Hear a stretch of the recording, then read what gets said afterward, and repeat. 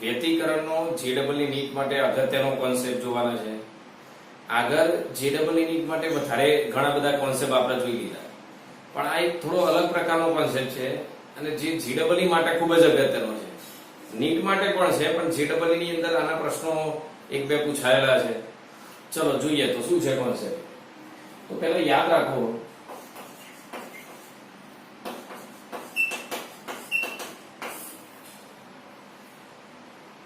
જો પ્રકાશનું કિરણ એ હવામાં t જેટલું અંતર કાપતું હોય તો હવામાં પ્રકાશીય પથ શું લખાય? તો હવામાં t જાડાઈના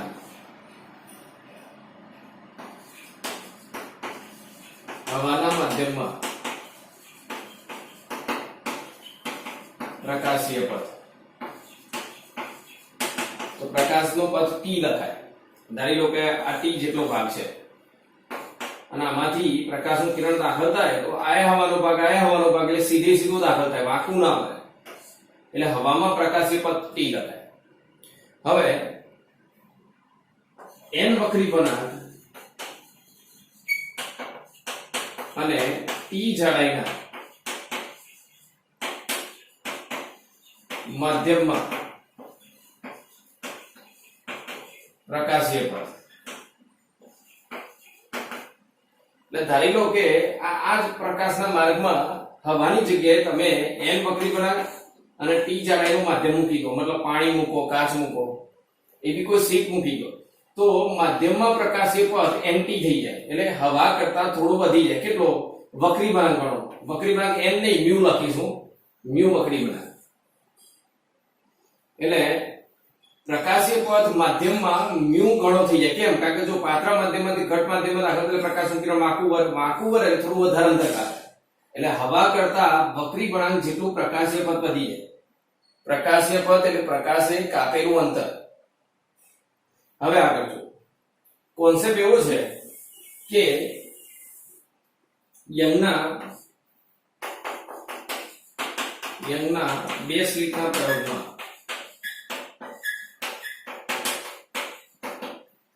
કોઈ એક સ્લિટને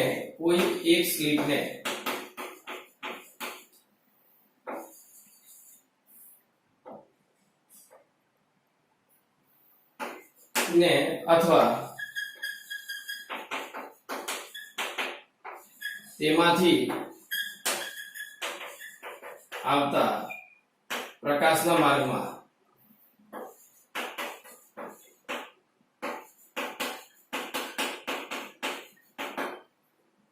યંગના બે સ્લિટના પ્રયોગમાં કોઈ એક સ્લિટને તેમાંથી આવતા પ્રકાશના માર્ગમાં મ્યુ વક્રી વળાંક અને t જાડાઈની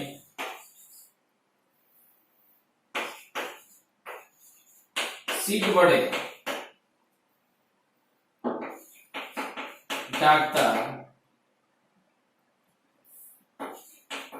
ઢાંકવામાં આવે તો વ્યતિકરણ શલાકા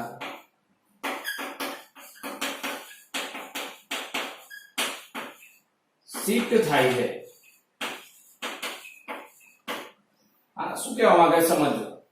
જો આ યંગના બે સ્લિટના પ્રયોગમાં બે સ્લિટ છે S1 S2.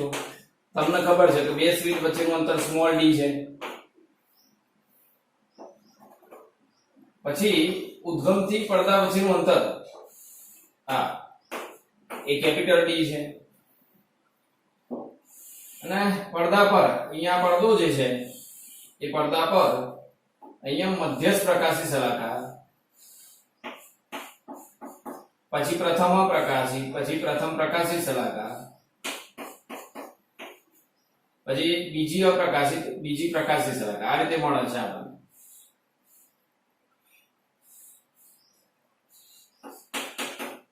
એ રીતે નીચે પણ મળશે.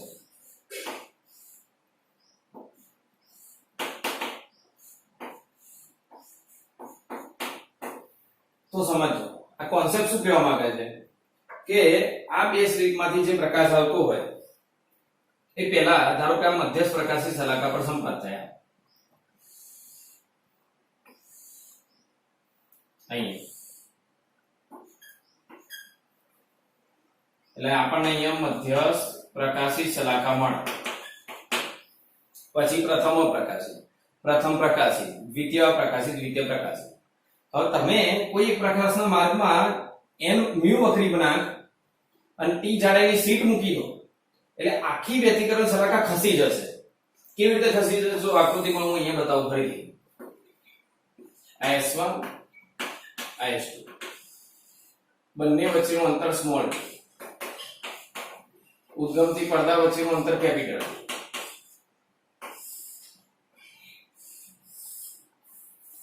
હવે જોજો મધ્યસ્થ પ્રકાશી શલાકા જે મધ્યમાં હતી એ શું થશે? કોઈ પ્રકાશના માર્ગમાં મ્યુ વક્રી બનાંક અને t જાડાઈની આમ શીટ મૂકી દો તમે એટલે મધ્ય શલાકા અહીંયાથી ખસીને અહીંયા જતી રહેશે. એટલે મધ્યસ્થ પ્રકાશિત શલાકા આટલી શીટ થઈ જશે.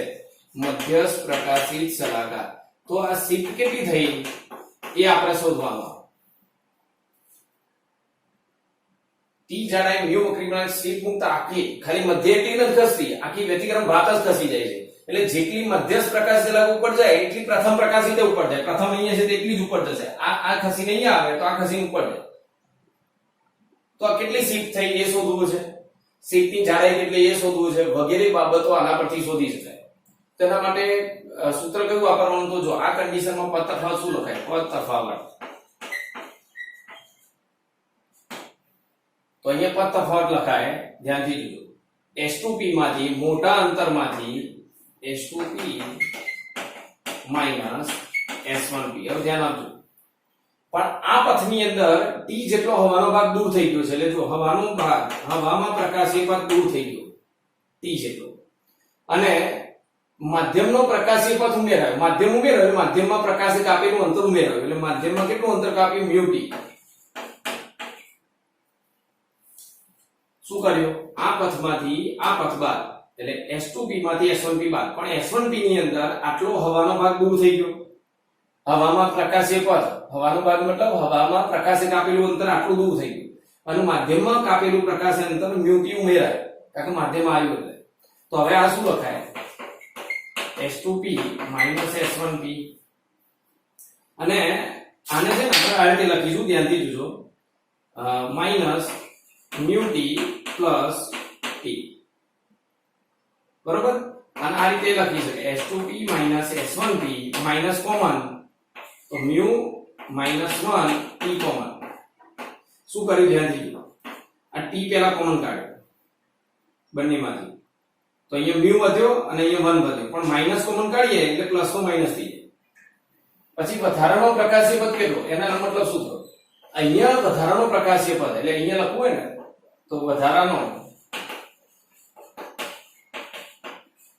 પ્રકાશીય પદ. તો વધારાનો પ્રકાશીય પદ કેટલો કપાયો? આ S2P માંથી S1P બાદ સિવાય તો આ વધારાનો પ્રકાશીય પદ થયો. એટલે મ્યુ માઈનસ 1 ઇન્ટુ t. ના ખબર પડે તો જો આ રીતે યાદ રાખી છે. વધારાનો એટલે માધ્યમમાં પ્રકાશીય પદ ઉમેરાયો અને હવામાં જે પ્રકાશીય પદ છે બાદ થયો, t કોમન કાઢો એટલે આ સૂત્ર આવી. આનું વધારેનો પ્રકાશીય પદ કહેવાય. હવે બરોબર સમજો. અહીંયા રકમમાં શું કીધું છે? મધ્યસ્થ પ્રકાશી શલાકા. તમે એ પહેલા આ વસ્તુ સારી રીતે એકવાર લખી લેજો, આ નોંધ કરજો, તમારા માટે બહુ જ અગત્યની છે. આ કન્ડિશનમાં પદ તફાવત કેવી રીતે લખાય? વધારાનો પદ તફાવત કેટલો થયો અહીંયા? હવે મધ્યસ્થ પ્રકાશી શલાકા માટે શું થશે? ધ્યાનથી. મધ્યસ્થ પ્રકાશી શલાકા માટે પદ તફાવત, કારણ કે મધ્યસ્થ પ્રકાશી શલાકા ખાલી ખસી જાય છે પણ જગ્યા તો એની જ છે. એટલે મધ્યસ્થ પ્રકાશી શલાકા માટે, મધ્યસ્થ પ્રકાશી શલાકા માટે તો પદ તફાવત શું લખાય? પદ તફાવત S2P માઈનસ S1P. આ કન્ડિશનમાં આખો પદ તફાવત આ રહ્યો minus mu minus 1 into t બરાબર. હવે મધ્યસ્થ પ્રકાશી શલાકા માટે પદ તફાવત 0 થાય.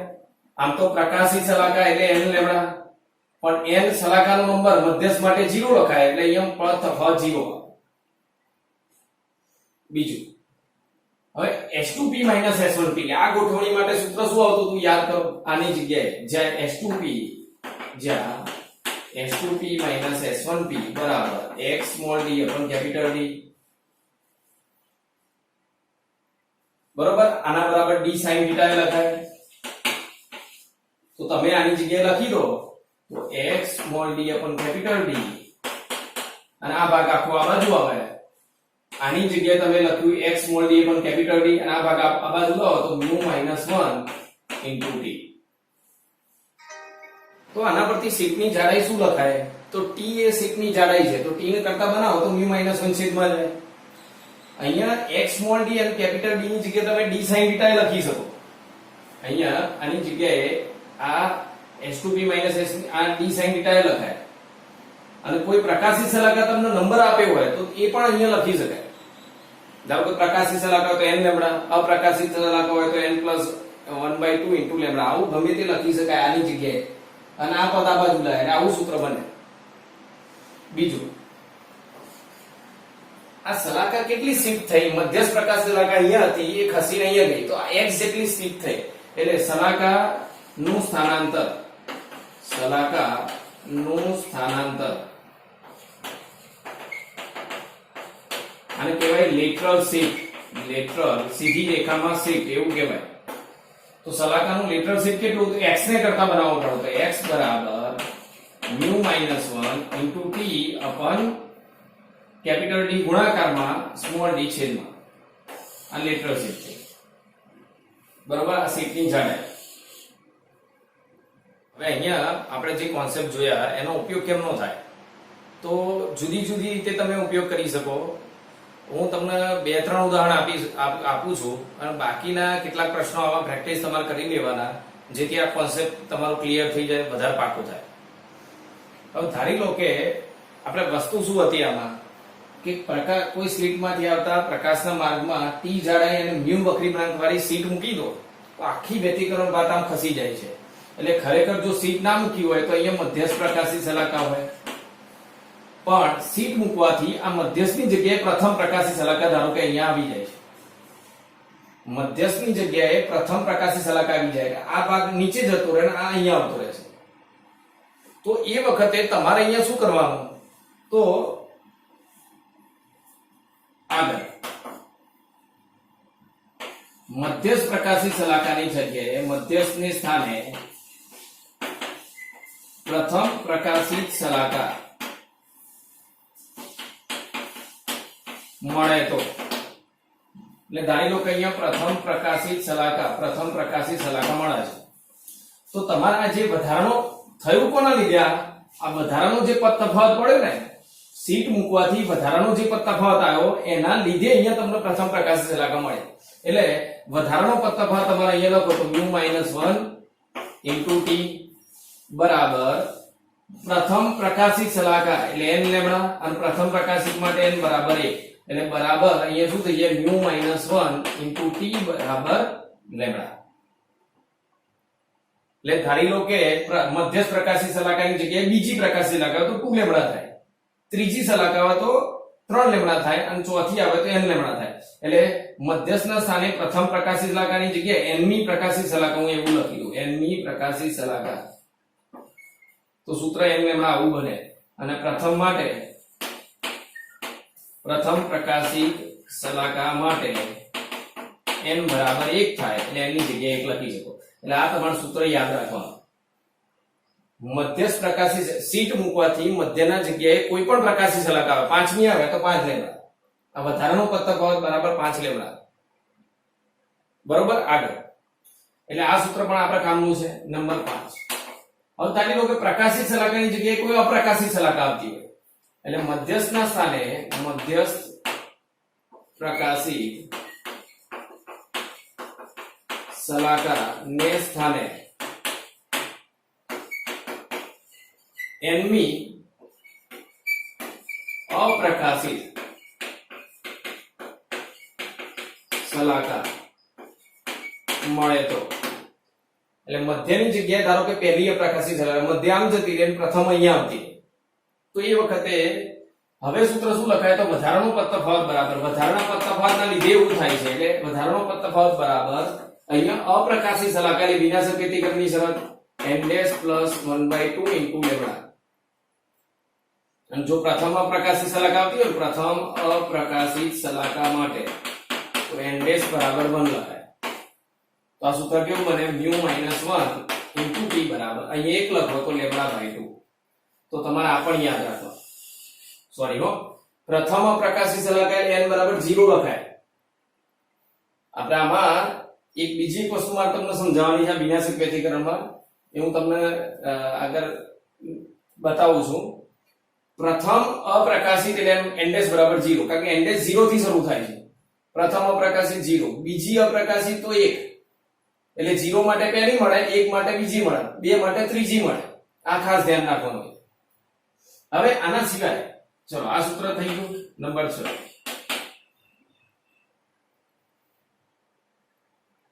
હવે આવું આપ્યું હોય કે અહીંયા યંગના પ્રયોગની અંદર તમે પહેલા T1 જાડાઈની શીટ વાપરો છો અને μ1 વક્રી બનાવવાની શીટ વાપરો T1 જાડાઈ અને μ1 વક્રી બનાવવાની શીટ પછી શું કરો છો શીટ બદલી નાખો T2 જાડાઈ અને μ2 વક્રી બનાવવાની શીટ વાપરો અને બંને શીટ માટે જો મધ્યસ્થ શલાકા એની એ જગ્યાએ રહેતી હોય તો આ બંનેનો સંબંધ શું આવે સમજો μ1 વક્રી બનાવે અને T1 જાડાઈ તથા μ2 વક્રી બનાવે અને T2 જાડાઈ ની શીટ મૂકતા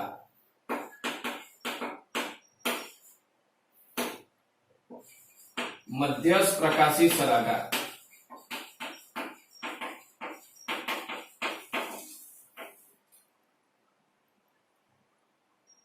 પ્રકાશિત જ રહેતી હોય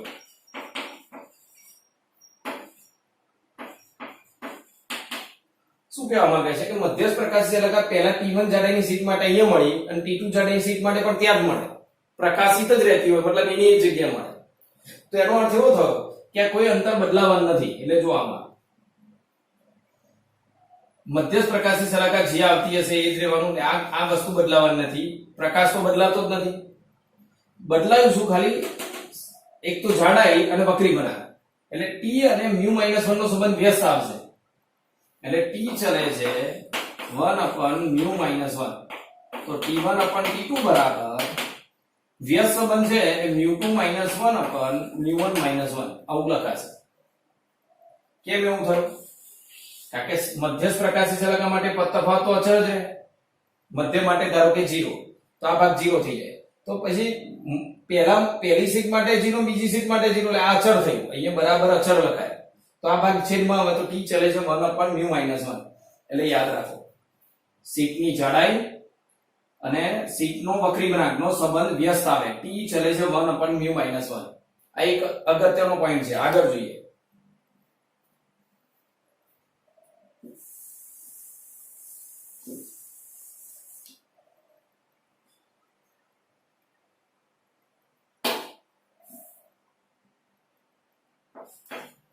ધારી લો કે કોઈ રકમની અંદર તમને આવું આપ્યું હોય કે યંગના બે સ્લિટના પ્રયોગમાં કોઈ એક સ્લિટના માર્ગમાં તમે t જાડાઈની μ વક્રી બનાવવાની શીટ મૂકતા મધ્યસ્થ પ્રકાશિત શલાકાની જગ્યાએ પ્રથમ પ્રકાશિત શલાકા તમને મળતી હોય તો શીટની જાડાઈ કેટલી તો તમે અહીંયા શીટની જાડાઈ લઈ શકો આ μ - 1 છેદમાં લઈ લો અહીંયા શલાકાનો નંબર લખો પ્રથમ પ્રકાશિત તો 1 બીજી પ્રકાશિત તો 2 તરંગ લંબાઈ લખો અને વક્રી ગુણાંક લખો શીટનો એટલે તમને શીટની જાડાઈ મળી એવું કીધું હોય કે શીટ મૂકતા અહીંયા મધ્યસ્થના સ્થાને બીજી અપ્રકાશિત મળે છે બીજી અપ્રકાશિત તો તમારે આ શરત વાપરવી પડે વધારાનો પદ તફાવત બરાબર બીજી અપ્રકાશિત તો n ડેશ બરાબર 1 મૂકવાનો બીજી અપ્રકાશિત માટે અને એ જે તરંગ લંબાઈ હોય એ મૂકો અને વક્રી ગુણાંક મૂકો એટલે જાડાઈ મળી તો આ રીતે આ સૂત્રનો ઉપયોગ કરી શકાય હવે જો આવી રકમ આપી હોય કે તમે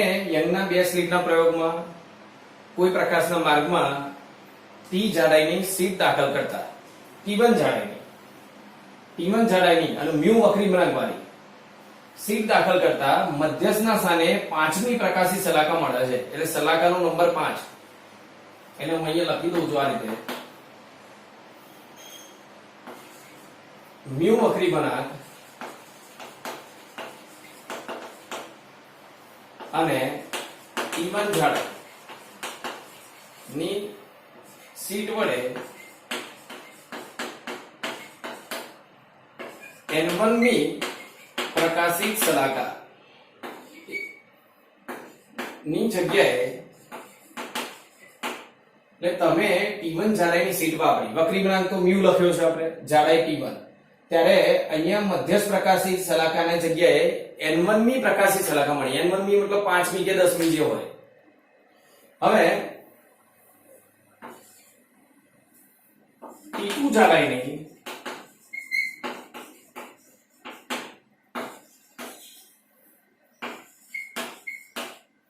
N2 મી પ્રકાશિત સલાકા મળે છે, પ્રકાશિત સલાકા મળતી હોય તો હવે સમજો, તમે પહેલા T1 જાડાઈની સીટ વાપરી તો N1 મી સલાકા એટલે 5મી મળી, T2 જાડાઈની સીટ વાપરી તો 10મી મળી. તો સલાકાની જાડાઈ અને સલાકાનો નંબર વચ્ચેનો સંબંધ, વક્રી વળાંક તો અચળ છે, તો એ વખત તમે શું કરી શકો છો, પ્રકાશિત સલાકા માટે આ સૂત્ર વપરાય.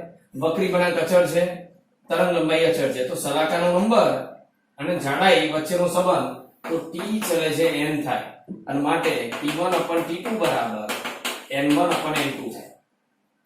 એટલે ધારી લો કે હું આવી રકમ લઉં, એટલે જો આનો ઉપયોગ કેમનો થાય, તો અહીંયા લખ્યું હોય કે 1 મિલીમીટર જાડાઈની સીટ દાખલ કરીએ તો 5મી સલાકા મળે છે, એટલે આની જગ્યાએ 1 લખાય, આની જગ્યાએ 5 લખાય. તો 10મી સલાકા એ જ જગ્યાએ મળે એ માટે સીટની જાડાઈ કેટલી, તો અહીંયા 10 લખાય, તો અહીંયા આ જાડાઈ કેમની એ મળીએ.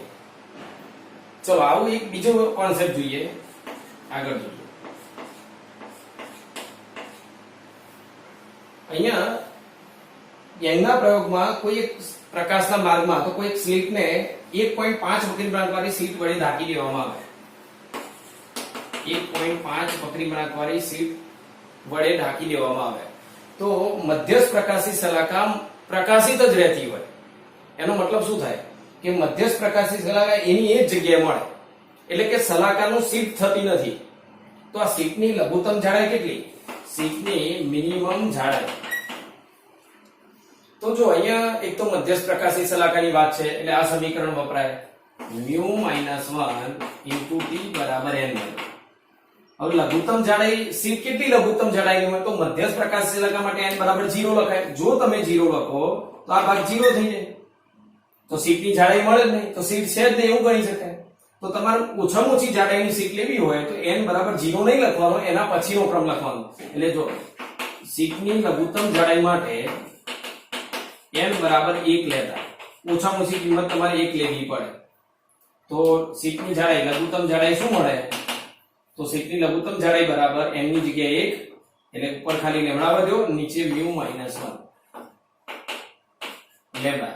mu ની જગ્યાએ 1.5 ઓછા 1, કારણ કે સીટનો વક્રી વળાંક 1.5 હતો, 1.5 માંથી 1 બાદ થાય તો 0.5, એટલે 0.5 એટલે 2 લેમડા. સીટની લઘુત્તમ જાડાઈ 2 લેમડા જેટલી હશે. વપરાયેલ પ્રકાશની તરંગ લંબાઈ કરતા બમણી થાય. તો આ રીતે અલગ અલગ રીતે આનો ઉપયોગ કરી શકાય. અને આ ટોપિકનો છેલ્લો કોન્સેપ્ટ કે ધારી લો કે આખા પ્રયોગને પહેલા પાણીમાં રાખીને, એટલે કે mu1 વક્રી વળાંક વાળા માધ્યમમાં રાખીને પ્રયોગ કરવામાં આવે, અને પછી તમે કોઈ mu2 વક્રી વળાંક વાળા પ્રવાહીમાં રાખીને પ્રયોગ કરવામાં આવે, તો સીટની જાડાઈ કેટલી આવે. તો પહેલા mu1 વક્રી વળાંક વાળું પાણી હતું, પછી mu2 વક્રી વળાંક વાળું પ્રવાહી હતું. તો પહેલા વધારાનો પદ તફાવત શું થાય, તો જો અહીંયા mu1 વક્રી વળાંક વાળા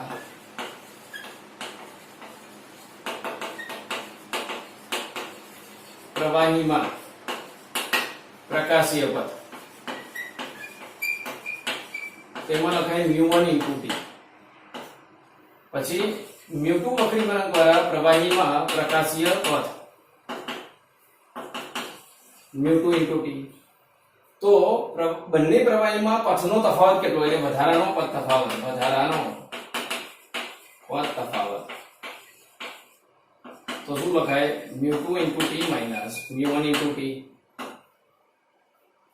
અને એના બરાબર અહીંયા લખાય જો સહાયક વ્યતિકરણ હોય મતલબ અહીંયા પ્રકાશી શલાકા મળતી હોય તો n લેમ્ડા લખાય, અપ્રકાશી શલાકા મળતી હોય તો n+1/2 ઇન્ટુ લેમ્ડા લખાય.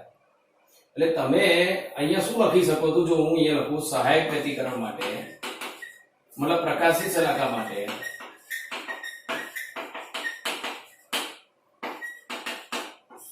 તો શું લખાશે તો વધારાનો પદ તફાવત μ1 માઈનસ μ2 માઈનસ μ1 ઇન્ટુ t બરાબર અને આ રીતે લખાય જો t કોમન કાઢીએ તો μ2 માઈનસ μ1 ઇન્ટુ t તો વધારાનો પદ તફાવત બરાબર n લેમ્ડા. અને અપ્રકાશિત શલાકા માટે અપ્રકાશિત શલાકા માટે તો શું લખાશે તો વધારાનો પદ તફાવત બરાબર n+1/2 ઇન્ટુ લેમ્ડા. હવે સમજો તમને આવું આપ્યું હોય કે તમે યંગના પ્રયોગની સાધન છે એ પાણીમાં મૂકો તો પાણીનો વક્રીભાગ μ1 લખાય. હવે 1.53 વક્રીભાગ દ્વારા પ્રવાહીમાં મૂકો, બીજું કોઈ પ્રવાહી છે ગ્લિસરીન જેવું, એની અંદર આખું સાધન મૂકી દો તો એ વખતે પદ તફાવત અહીંયા ગ્લિસરીન નો આવે, અહીંયા પાણી નો આવે. હવે જો તમે આને પ્રવાહીમાં મૂકો ત્યારે અહીંયા પ્રથમ પ્રકાશિત શલાકા મળે છે, મધ્યસ્થી પ્રથમ મળે છે એવું લખ્યું. પાણીમાં મધ્યસ્થી, પ્રવાહીમાં પ્રથમ પ્રકાશિત મળે છે. તો પ્રથમ પ્રકાશિત એટલે n બરાબર 1. પ્રકાશિત શલાકા માટે સહાયક વ્યતિકરણની શરત વાપરવાની, n બરાબર 1 લખી દેવાનું. આ છેદમાં લાવી દો એટલે સીટની જાડાઈ મળી જાય. પણ એવું લખ્યું કે મધ્યના જગ્યાએ પ્રવાહીમાં મૂકતા પ્રથમ અપ્રકાશિત મળે છે તો પ્રથમ અપ્રકાશિત એટલે આ સૂત્ર વાપરવું પડે. એમાં n કેટલો લેવાનો તો અપ્રકાશિત પ્રથમ માટે 0 લેવાનો. હવે આ એક કન્ફ્યુઝન છે એની વાત કરી લઉં, ખાસ નોંધ કરીને યાદ રાખજો. નોંધ અત્યાર સુધી વિનાશક વ્યતિકરણમાં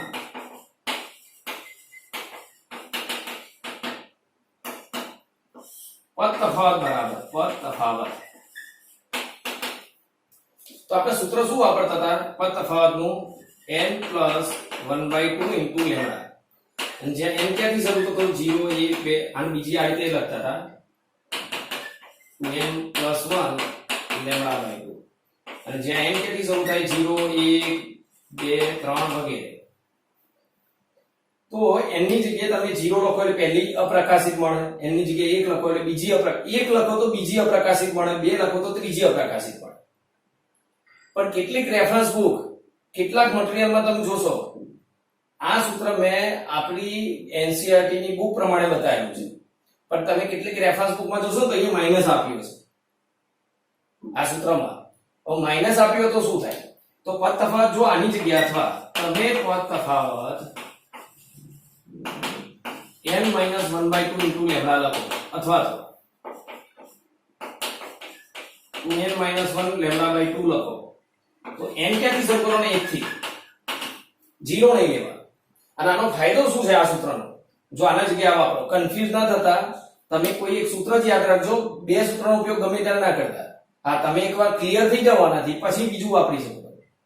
તમે n બરાબર 1 લખો તો બેનો જવાબ સરખો આવશે. જો આમાં પ્રથમ અપ્રકાશિત મેળવીએ તો 0 લખવો પડે, પણ આમાં જો પ્રથમ અપ્રકાશિત માટે 1 જ લખવો પડે, બંનેનો જવાબ સરખો આવે. ચલો ફરી ગયો પ્રથમ અપ્રકાશિત અહીંયા 0 મૂકો, લા 0 થઈ ગયો તો લેમ્ડા/2 જવાબ આવે. આમાં પ્રથમ માટે 1 જ મૂકવાનું, પહેલી એટલે 1 બીજી એટલે 2 તો જો 1 મૂકો તો 1 મૂકો એટલે 2 કા 2 2 માંથી 1 જાય તો 1 એટલે લેમ્ડા/2. એટલે આમાં n મૂકવાનો સરળ પડે, તમે પહેલી હોય તો 1 જ મૂકવાનું, બીજી હોય તો 2 જ મૂકવાનું. જ્યારે આમાં શું કરવું પડે પહેલી હોય તો 0 મૂકવો પડે, બીજી અપ્રકાશિત શલાકા માટે 1 મૂકવો પડે. તો આ બરોબર તમારે આ સૂત્રને યાદ રાખી લેવું. વિનાશક વ્યતિકરણ અપ્રકાશિત શલાકા માટે કાતો આ કાતો તમે અત્યારે આ જ શીખેલા છો એટલે આ ધ્યાન રાખજો. હા તમે એકવાર ક્લિયર થઈ જાવ પછી નીચેનું યાદ રાખી શકો. તો વ્યતિકરણના JEE નીટના જે કોન્સેપ્ટ હતા બધા મેં પૂરા કર્યા. હવે આનો ઉપયોગ કેવી રીતે કરવાનો એ પણ મેં તમને થોડો ઘણો સમજાવ્યો, પણ બીજા એક્સ્ટ્રા કેટલાક MCQ આના સોલ્વ કરી દેજો, બહુ અગત્યનો ટોપિક છે.